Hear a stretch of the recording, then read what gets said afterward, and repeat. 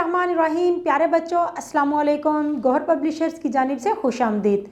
हमारा मोटो है redefining the geography of education through digital resources for conceptual learning. मेरा नाम साजिदा नूर है। आज के इस वीडियो लेक्चर में हम गौहर निदाए उर्दू जमात शशम के सबक नंबर 15 लांस नाइक मोहम्मद महफूज शहीद निशान हैदर की मश्क का बकिया हिस्सा करेंगे। तो आइए चलते हैं हासिलाते ताल्लुम की जानिब। प्यारे बच्चों, आज के इस लेक्चर के बाद आप इस काबिल हो जाएंगे कि इबारत नज़्म नसर पढ़कर उसमें मौजूद मालूमात और तसव्वुरात को अखज़ कर सकें, मज़मून नवीसी कर सकें, कम अज़ कम 200 अल्फाज, कम अज़ कम 150 अल्फाज पर मुश्तमिल रुदाद लिख सकें। तो प्यारे बच्चों, सबक शुरू करने से पहले मैं आपसे कुछ सवाल पूछना चाहूँगी। मेरा पहला सवाल है, मुहावरा से क्या मुराद है? मुहावरा वो लफ्ज़ का एक गिरोह होता है जो हम अपनी रोज़मर्रा ज़िंदगी में इस्तेमाल करते हैं, लेकिन उसके गैर हकीकी मानों में। दूसरा सवाल है, मज़मून लिखने के चंद उसूल बताएं। जी, मज़मून लिखते हुए हमें 3 चीज़ों को ध्यान में रखना है। सबसे पहले तारुफ़ यानी कि तमहीद, वहाँ पर हमने दिए गए मज़मून के उन्वान का तारुफ़ देना है। उसके बाद उरूज आता है, जहाँ पर हम दिए गए उन्वान के मुस्बत और मनफी पहलुओं पर बहस करते हैं, और फिर इख्तिताम पर हम इखलाकी सबक या नतीजे पर पहुँचते हैं और अपना किरदार वाज़े करते हैं कि हमें क्या करना है। तो प्यारे बच्चों, आइए चलते हैं आज की मश्क की जानिब। आज जो सरगर्मी हम करेंगे वो है सुने और बोलें। दर्ज झेल को सुनकर सवालों के ज़ुबानी जवाब दें। हमारे पास एक इबारत है, इस इबारत को हमने पढ़ना है, आपने गौर से इसको सुनना है और फिर आखिर में दिए गए सवालों के जवाबात देने हैं। तो आइए इबारत पढ़ते हैं। वो परिंदों को फ़ज़ा में उड़ते देखता तो उसके दिल में भी परिंदों की तरह उड़ने की ख्वाहिश पैदा होती। वो सोचता, काश मेरे भी पर होते और मैं उनकी तरह फ़ज़ाओं में उड़ता फिरता। वो फ़ज़ा में उड़ने के ख्वाब देखने वाला अकेला नहीं था, मगर ये कोई नहीं जानता था कि इस ख्वाब की ताबीर कैसे हासिल की जाए। 1903 में अमेरिकी फ़ौज ने उड़ने वाली मशीन बनाने की कोशिश की। मशीन बन तो गई मगर उड़ान ना भर सकी। अमेरिकी अखबार न्यूयॉर्क टाइम्स ने लिखा कि शायद इंसान को लाखों साल दरकार होंगे हवा में उड़ने के लिए।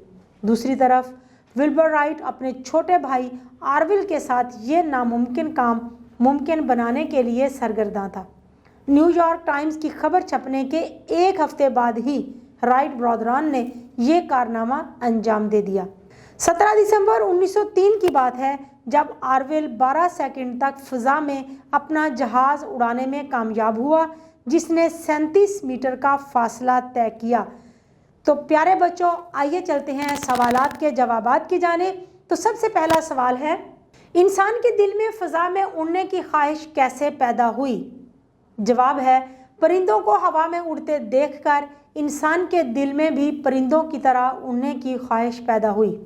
दूसरा सवाल है, जहाज़ बनाने की कोशिश के बारे में न्यूयॉर्क टाइम्स ने क्या लिखा था? जवाब है, अमेरिकी अखबार न्यूयॉर्क टाइम्स ने लिखा कि शायद इंसान को लाखों साल दरकार होंगे हवा में उड़ने के लिए। अगला सवाल है, सबसे पहली उड़ान भरने का सेहरा किसके सर है? जवाब है, सबसे पहली उड़ान का सेहरा आरविल राइट के सर है। अगला सवाल है, राइट ब्रदरान के नाम क्या थे? जवाब है, विल्बर राइट और आरविल राइट। आखिरी सवाल है, आप इस तहरीर से क्या नतीजा अखज़ करते हैं? जवाब है, हिम्मत मर्दा मदद खुदा, यानी कि अगर इंसान हिम्मत करे तो अल्लाह ताला भी उसकी मदद करते हैं। तो प्यारे बच्चों, हमारी अगली सरगर्मी जो अब हम करने जा रहे हैं वो है पढ़ें और लिखें। दर्ज झेल को पढ़कर इसमें मौजूद तसव्वुरात मालूमात मुख्तसरन अपने अल्फाज में बयान करें। तो आइए पढ़ते हैं ये इबारत। इतनी बड़ी रकम हासिल होने का सुनकर वो एहसान के मारे ज़मीन पर झुक गया। उसे शुक्रिया अदा करने के अल्फाज नहीं मिल रहे थे। खुशी के मारे उसकी ज़ुबान से अल्फाज नहीं निकल रहे थे। घर तक पहुँचते पहुँचते उसकी सांस फूल चुकी थी। वो इस उलझन का शिकार था کہ آخر اتنی بڑی رقم کا وہ کیا کرے گا۔ دولت کی چمک نے اسے بانسری کے سریلے سر اور نغمے چھین لیے تھے۔ پھر خواب میں اسے ایک فرشتہ نظر آیا جو کہہ رہا تھا، ضرورت سے زیادہ دولت وبال جان ہے، یہ انسان کا سکون چھین لیتی ہے۔ یہی وجہ ہے کہ تمہیں 2 دن سے اچھی طرح نیند نہیں آ رہی۔ تو پیارے بچوں، اب اپنے خیالات کا اظہار ہم کریں گے کچھ ان الفاظ میں۔ دولت کی چمک دمک انسان کی عقل اور سوجھ بوجھ کم کر دیتی ہے۔ اگر کوئی شخص پہلی بار دولت کی فراوانی دیکھے تو مارے خوشی کے اس کی راتوں کی نیند بھی اڑ جاتی ہے، اور یہ سوچ اس کا سکون چھین لیتی ہے کہ دولت خرچ کہاں کرنی ہے۔ تاہم اس کا ضمیر اسے ضرور تنبیہ کرتا ہے کہ ضرورت سے زیادہ دولت انسان کے لیے خطرہ ہے۔ تو پیارے بچوں، اگلی سرگرمی جو ہم کرنے جا رہے ہیں وہ ہے حب وطن پر کم از کم 200 الفاظ پر مشتمل مضمون لکھیں۔ تو پیارے بچوں، ہمیں جو مضمون کا عنوان دیا گیا ہے وہ ہے حب وطن۔ سب سے پہلے ہم اس کا مفہوم دیکھیں گے، اس کے بعد پھر عروج اور پھر اختتام پر ہماری کیا ذمہ داریاں ہیں، بحیثیت طالب علم ہمارا کیا کردار ہے، اس پر بات کریں گے۔ تو آئیے دیکھتے ہیں مضمون حب وطن۔ حب وطن مضمون لکھنے کے لیے ہمارے پاس کچھ نکات دیے گئے ہیں۔ درج ذیل اہم نکات کی مدد سے مضمون لکھیں۔ سب سے پہلے ہے وطن کا مفہوم۔ یہاں پر آپ وطن کا مفہوم لکھیں گے کہ وطن کہتے کس کو ہیں؟ وہ جگہ جہاں پر انسان اپنی زندگی گزارتا ہے، جسے وہ پیار کرتا ہے، وہ جگہ جہاں وہ بچپن سے لے کر اپنی عمر گزار دیتا ہے، اس کو وطن کہتے ہیں۔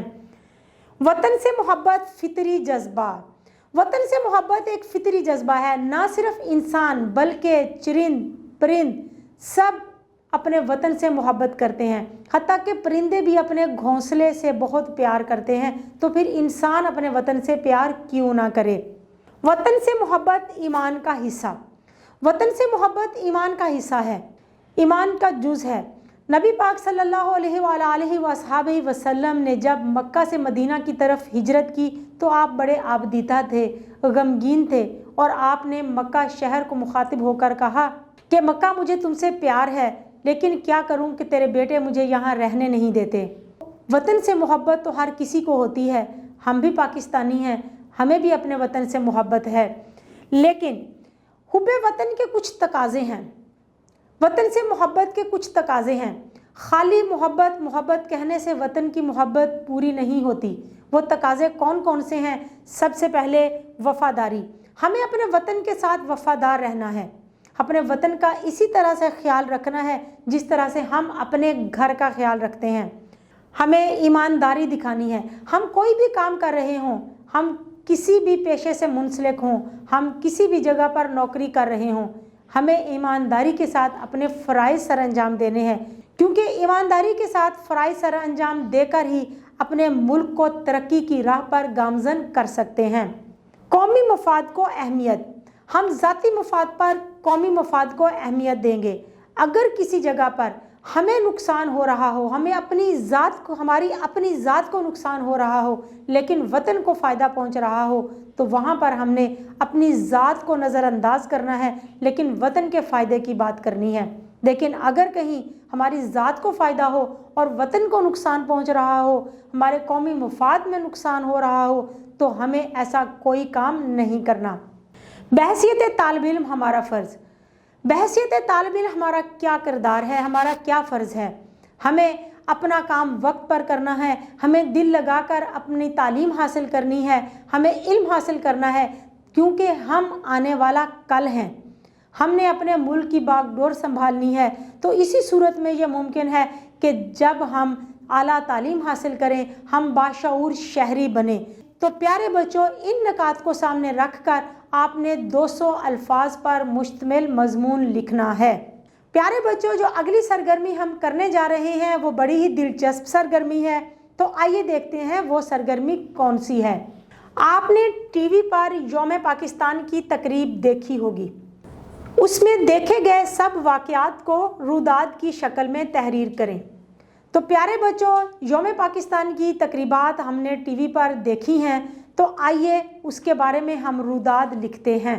23 مارچ کا دن ملک بھر میں یوم پاکستان کے طور پر منایا جاتا ہے۔ یہ دن اس قرارداد کی یاد میں منایا جاتا ہے جس کی روشنی میں بر صغیر کے مسلمانوں نے اپنے لیے ایک علیحدہ وطن کا خواب شرمندہ تعبیر کیا تھا۔ اس دن پورے ملک میں تقاریب کا اہتمام کیا جاتا ہے۔ سب سے بڑی تقریب دارالحکومت اسلام آباد کے شکر پڑیاں پریڈ گراؤنڈ میں منعقد ہوتی ہے جو پورا ملک براہ راست ٹیلی ویژن پر دیکھتا ہے۔ لوگ صبح سے وہاں پہنچ رہے ہوتے ہیں۔ 8 بجے تقریب کا آغاز تلاوت کلام پاک اور ترجمہ سے ہوا۔ نعت رسول مقبول کے بعد مختلف اسکول کالجز کے طلباء و طالبات نے ملی ترانے گائے۔ شرکا نے قومی ترانہ بھی احتراماً کھڑے ہو کر سنا۔ تقریب میں پاکستانی بحریہ، فضائیہ اور بری فوج سے تعلق رکھنے والے دستوں نے بہت خوبصورت مارچ پاسٹ کیا۔ اسپیشل سروسز گروپ کے کمانڈر کی پریڈ نے حاضرین کے ساتھ ناظرین کے دلوں کو بھی دھڑکا دیا۔ پاکستان کے صدر نے گارڈ آف آنر کا معائنہ کیا۔ پوری تقریب کے دوران صدر مملکت اور وزیر اعظم پاکستان اسٹیج پر موجود رہے۔ پاکستان ایوی ایشن کے دستے پاکستان کے جدید ترین ہتھیاروں کے ساتھ سامنے آئے جن میں ٹینک، میزائل اور توپیں شامل تھیں۔ پاکستان نیوی کے بحری بیڑے دیکھ کر حاضرین نے تالیاں بجا کر بھرپور داد دی۔ اس کے بعد پاکستانی فضائیہ کے جہازوں نے مختلف کرتب دکھا کر لوگوں کو محظوظ کیا۔ تقریب سے صدر پاکستان نے خطاب کیا اور ہماری مسلح افواج کو ان کی بہادری پر خراج تحسین پیش کیا اور قیام پاکستان کی اہمیت کو اجاگر کیا۔ ہم سب کو اپنی ذمہ داریاں بطریق احسن ادا کرنے کی تلقین کی۔ تقریب کے دوران مختلف ملی نغمے اور ترانے گائے جاتے رہے اور حاضرین کے لہو کو گرماتے رہے۔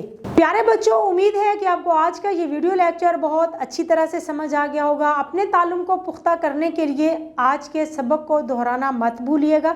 انشاءاللہ اگلی ویڈیو میں اگلے لیکچر کے ساتھ پھر ملیں گے۔ تب تک کے لیے اللہ حافظ۔